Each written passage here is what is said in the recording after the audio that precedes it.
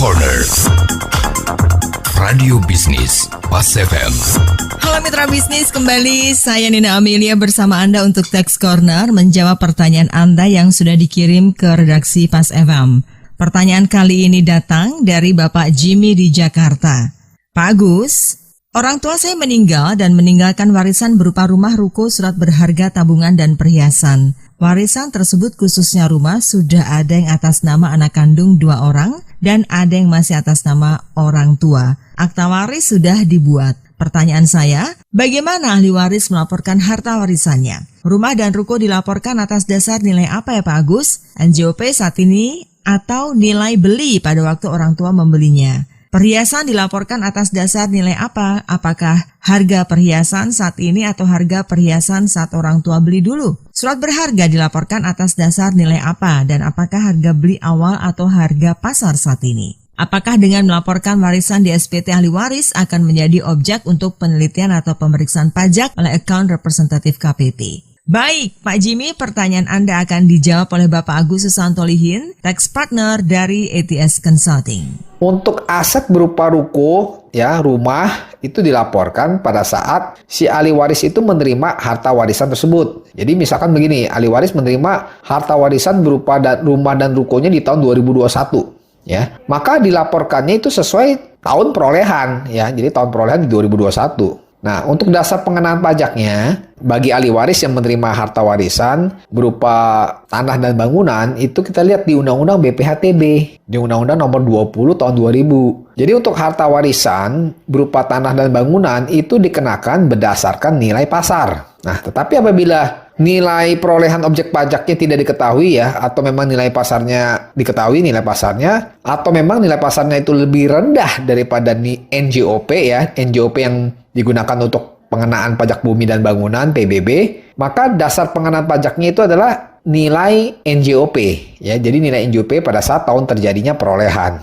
Nah, sedangkan untuk harta warisan berupa perhiasan atau surat berharga yang dilaporkan oleh ahli waris saat menerima harta warisan dilaporkan berdasarkan harga perolehan ya, harga perolehan, tetapi pada saat misalkan tidak diketahui nilainya atau harga perolehannya bagi yang pihak yang mengalihkan, jadi tidak diketahui nih pihak pewaris ya, dia belinya kapan, belinya harganya berapa dia nggak tahu, otomatis untuk nilai perolehannya bagi yang menerima atas harta warisan itu ya, untuk perhiasan dan surat berharga itu adalah dikenakan besarnya adalah 60% dari harga pasar wajar ya, dari 60% dari harga pasar wajar pada saat menerima warisan itu.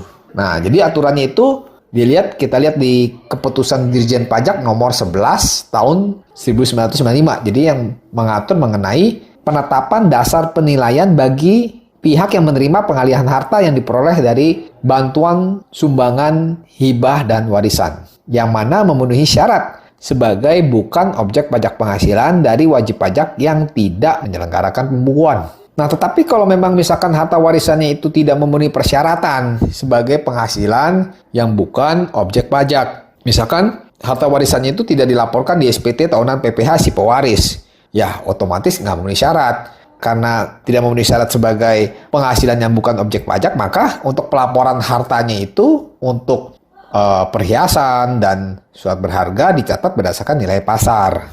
Nah, apakah dengan melaporkan warisan di SPT ahli waris akan menjadi objek untuk penelitian atau pemeriksaan pajak oleh kantor pajak? Nah, Pak Jimmy menanyakan, kalau melaporkan harta warisan di SPT di ahli waris apakah menjadi objek untuk pemeriksaan atau penelitian di kantor pajak? Nah, jadi saya jawab, menurut hemat saya, pada dasarnya penelitian di seksi Waskon ya, di pengawasan dan konsultasi itu hal yang wajar ya. Tapi memang ada potensi dilakukan himbauan jika ada kewajiban perpajakan atas warisan tersebut yang memang tidak sesuai dengan ketentuan. Nah, terus terkait dengan pemeriksaan misalkan. Untuk pemeriksaan bisa terjadi apabila memang untuk temuan dari pihak seksi Waskon ya, seksi pengawasan dan konsultasi. Jadi pihak AR ya, account representatif ya, itu misalkan si pihak AR-nya atau Waskon itu masih memerlukan pengujian kepatuhan lebih lanjut. Nah, apabila memang bukti-bukti yang diberikan oleh wajib pajak itu tidak dipenuhi misalkan. Atau memang ternyata terdapat pajak yang mesti dibayar, yang terutang, tapi tidak dilunasi oleh si wajib pajak. Nah, otomatis bisa dilanjutkan ke pemeriksaan seperti itu. Nah, untuk itu perlu sekiranya ya untuk terkait penerimaan harta warisan ya pasti harta warisan itu yang berasal dari si pewaris dari orang tua itu sudah dilaporkan dulu di SPT tahunannya ya, di SPT tahunan si pewaris. Dan juga pihak ahli waris yang menerima warisan itu kalau memang misalkan tidak memiliki penghasilan atau memiliki penghasilan yang di bawah PTKP ya otomatis tidak dikenakan pajak. Nah, dan juga perlunya pembuktian untuk pembagian warisan ini itu harus dibuktikan ya akte waris ya sebagai bukti bahwa memang pihak ahli waris itu memang menerima harta warisan dari pewaris. Oke, demikian penjelasan dari saya.